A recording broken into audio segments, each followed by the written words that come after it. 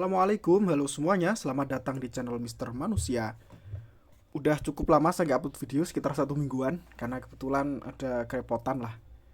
Kali ini saya akan merakit baterai lagi. Kalau sebelumnya saya merakit baterai dengan tipe A3 ini, dengan 20 sel.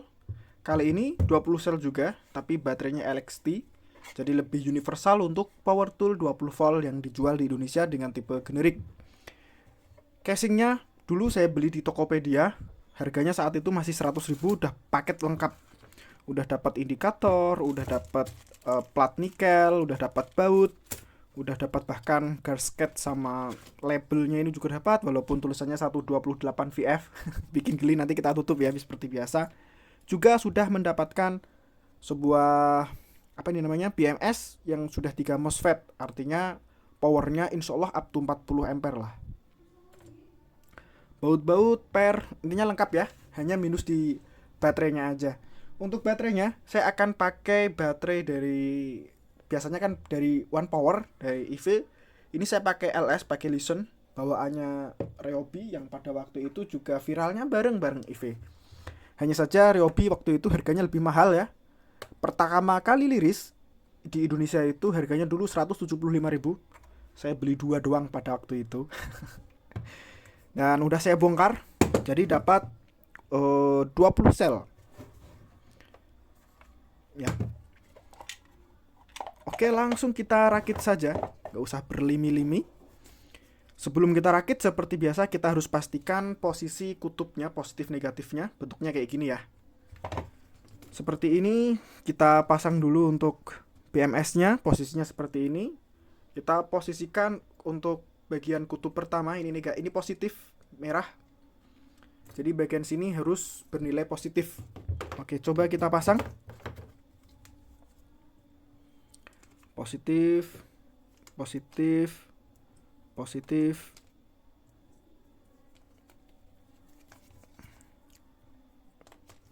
Setelah seperti ini, kita pasangkan tutup bagian sampingnya.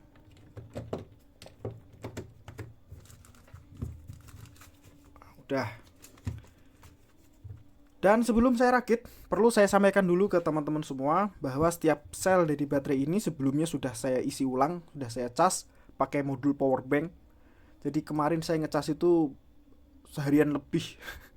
Karena power banknya kan hanya cukup untuk 8 sel, ini ada 20 sel.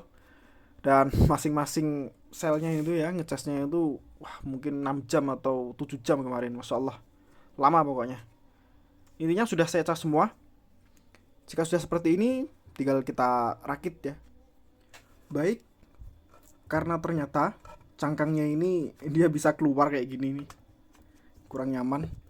Jadi saya kasih pengganjal dari casing baterai seperti ini ya. Kemudian langsung saja kita weld untuk plat-plat nikelnya. Ini positif pertama, jadi kita kasih yang tunggal seperti ini. Kemudian 2 plat lebar yang menyambungkan seri dan paralel sekaligus di bagian 2 yang lain. Seperti ini.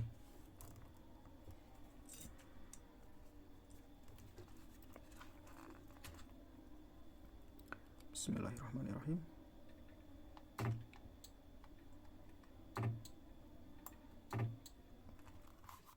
Alhamdulillah semuanya sudah saya weld sesuai dengan jalurnya masing-masing. Jadi totalnya adalah atau rangkaian akhirnya menjadi 5S4P. Kita tes untuk tegangannya.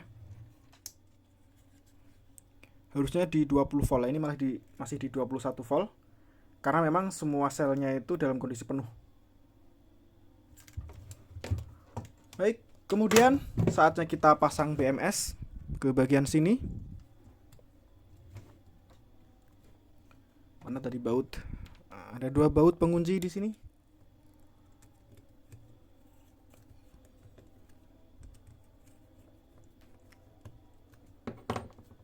Oke.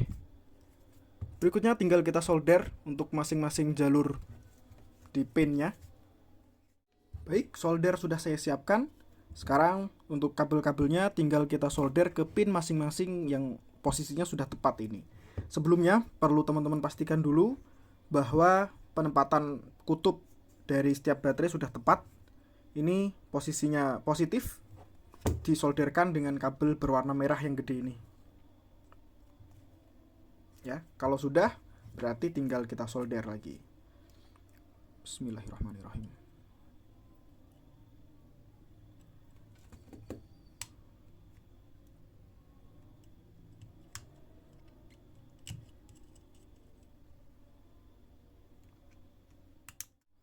Alhamdulillah sudah selesai kita solder.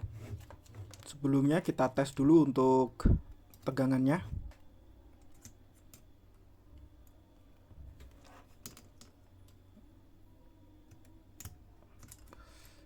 Saya takut konslet. Oke, sudah keluar ya 21 volt. Terakhir tinggal kita pasang ke casing, sama kita pasang untuk indikator baterai. Oh iya nih, ada gasketnya ya, kita pasang juga agar baterainya lebih aman dari short yang tidak kita inginkan. Bismillah.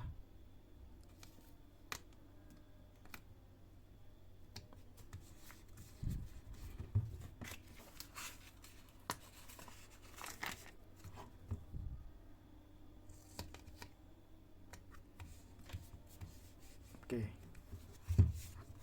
Sisi satunya juga kita pasang.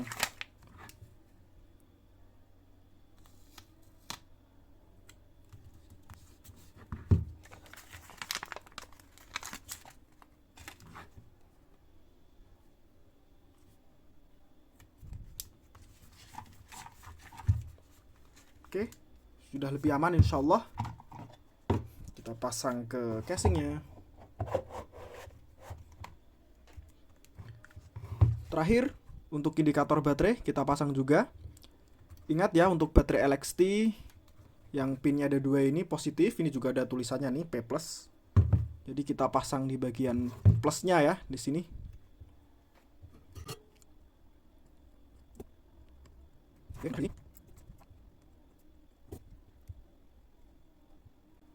Oke. Bismillah, kita tes. Nah, udah nyala, full ya kondisinya.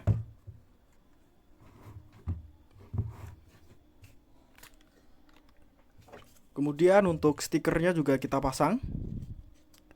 Sayang kan kalau nggak dipasang, walaupun tulisannya 128 VF kayak gini. Teman-teman pasti udah tahu ya, udah hafal. Saya nggak suka tuh model kayak gini. Nanti saya tutup juga. Oke, sisi satunya.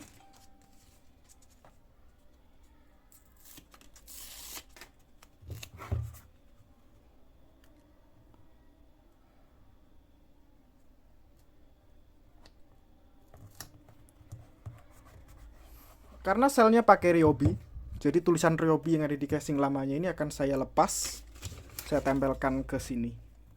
Baik, alhamdulillah udah ketempel walaupun tulisannya jadi agak maksain. Paling tidak di sini udah ada tulisannya Ryobi lithium 4Ah. Ya, sisi sini 4Ah, sisi ini 4Ah, jadi kan totalnya dari 8Ah. Pas ya. Terakhir tinggal kita tes ya. Semoga ini BMS bawaan dari casing ini kuat sampai 40 ampere nih. Yuk kita tes di luar.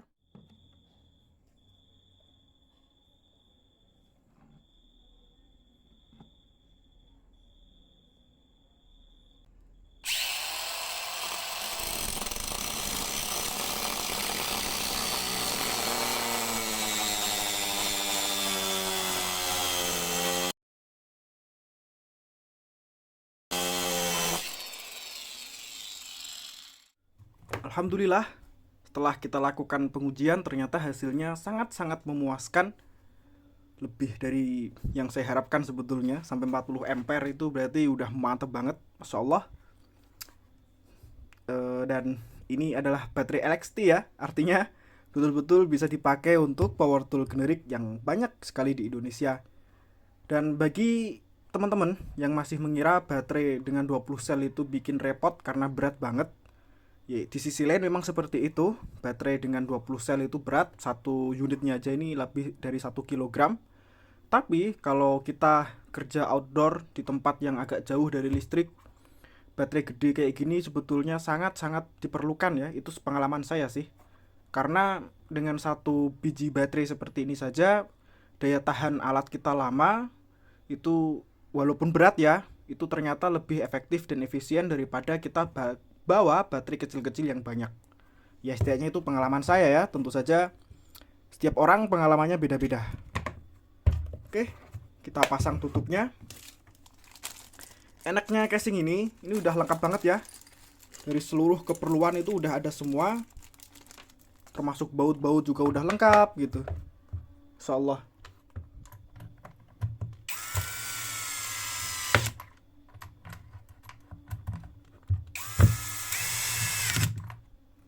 Oke, sudah nih. Alhamdulillah udah siap pakai. BTW, ini impact driver terkompact dan terkecil yang ada sampai saat ini ya.